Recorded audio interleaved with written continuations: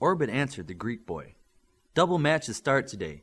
2 matches a day. 3rd and 4th team are right after you. This way we get to face every team twice in 7 weeks. Didn't your coach tell you? There's a lot my coach doesn't tell me, Olympian said with a grin. Midas needs to get harnessed too, Darkspeed said out of concern. He was harnessed a while ago, Lucy said as she checked harnesses. He was? Bobby, where's Midas? Lucy asked the tech at the console. His harness is at the edge of the pit and he's in it, Bobby answered. Midas looked up at all the superheroes in attendance. Maybe this isn't such a good idea. Who you are will not allow you to be shy. Look, your parents. Connors pointed to the Pringles as they were led in by Miss Woods from the HU. Look at this place, Mrs. Pringle said. It's like going to another planet to see your son play sports. It's the only place I can play sports, Midas reminded her. How are you, son? Mr. Pringle said. He had Alex in his little armor by the hand. This is the school you go to? It's so cool, Alex yelled. Midas tried to keep focus on his father. I'm nervous. Way more nervous than when we were at the art fair. Let's hope this goes better than that did. Mr. Pringle was reminded of the last function he attended with his son. Miss Woods bent over with her hands on her knees to look straight into the chest of the armor on Midas. He had his helmet under his right hand and stood a little awkward for a superhero. Is this the same boy I brought here? I'm afraid not, Connor said. Miss Woods, please have the Pringles seated. We have to start soon. First team and second team made their way into the pit. Connors went over to talk to Spurs, who was at the edge of the pit. What's going on, Connors? Why is everyone here? Coach Smith asked. Just showing off my new team, Connors answered. That's if your team wins. Otherwise, I'm showing off my team, right? Connors stopped in his tracks. He was tired of Coach Smith and his competitive nature. Time to teach another lesson, he thought. Your team will lose today. Not if I have anything to say about it. Smith felt challenged. You don't have anything to say about it. Nothing you say will save your team from losing, Connors said coldly. Want to bet? I don't gamble. A Brit that doesn't gamble. It has been known to happen, Connors said. Chores then. Loser cleans the winner's classroom with a toothbrush, Smith challenged. Something about that just felt satisfying to Connors. I'll go you one better. You don't even have to win. If you can bench my anchor, you win. Deal? Connors held out his hand for a shake. Smith laughed and shook his hand. Deal, like taking candy from a baby. Connors quickly turned and continued to Spurs. Are we all ready for our match? We sure are. I hope you have something spectacular planned for all these fine people, Spurs said with a grin. I do. I just need your patience before we start the match. I need to go into the pit and talk to my team. 5 minutes tops. Your game. Go. Connors took Midas by the shoulders and flew him to the rack where first team was. Midas noted that Connors didn't want anyone to see him fly yet. Coach Smith made his way over to talk to his team. I heard the bet with Coach Smith. They'll be gunning for Midas. He's telling them to bench him first, she said out loud for all to hear.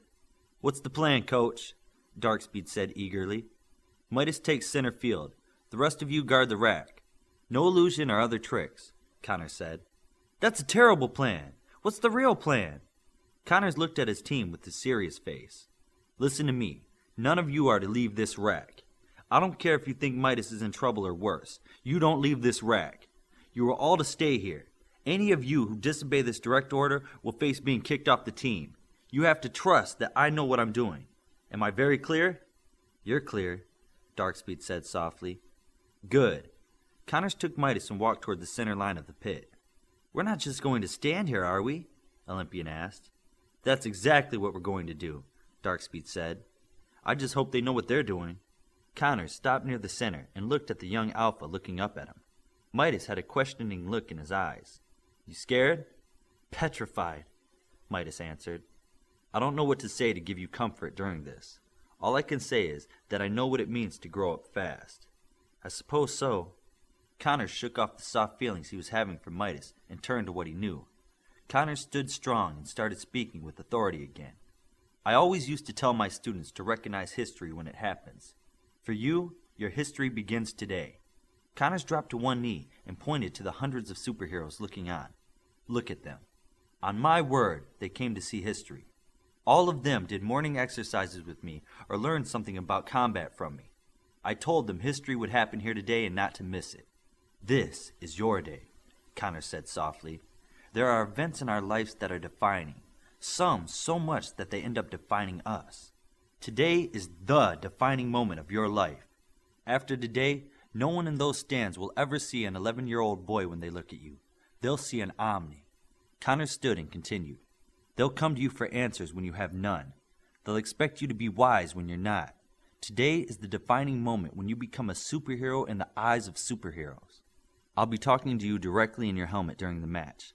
Wait until the countdown reaches 2 to put a bubble around you and your team. Put your helmet on. Anything else we forgot? Connors asked. I have to use the bathroom, Midas said. Connors laughed. That's just nerves. This will be over soon. Connors flew back to the edge of the pit and nodded to Spurs. Kodiak made his way next to Connors. The Pringles were seated behind the two of them. Midas watched as second team took their positions just a few paces from him. He watched as Eclipse grew to tower over him. Glimmer had already become invisible, carrying a sword he made for her a month ago. Ion smiled as he took the position straight across from him and took on his lightning form. Behind him, Ranger used his solid illusions to make robot warriors that aimed rockets on Midas. Those things didn't worry him as much as Caution, who stared at him from the far side of the pit. She couldn't see his eyes behind his helmet, but he could see hers. He noticed she didn't blink. Midas knew there was plenty of air inside of his heavily armored suit, but kept breathing fast just the same. Don't panic. You can do this, he kept saying to himself. Is he going to be all right? Mrs. Pringle asked Connors loudly from behind. He'll be just fine.